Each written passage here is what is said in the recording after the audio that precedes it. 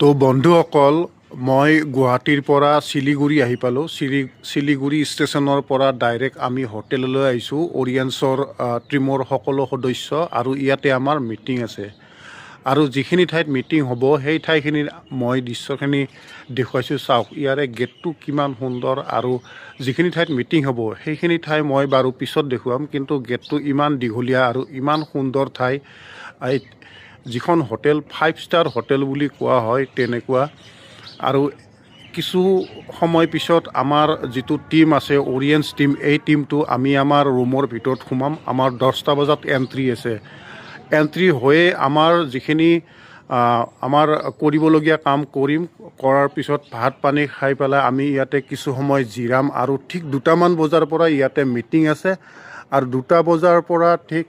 ৰাতি 9টামান বজালৈকে মিটিং হ'ব আৰু ইয়াৰে সবিশেষ দৃশ্য দেখুৱাম আপোনালোকে জনাব কেনেকুৱা ইয়াৰে পৰিৱেশ ইয়াৰে সৌন্দৰ্য গতিকে এতিয়ালৈকে ইমানেই ধন্যবাদ।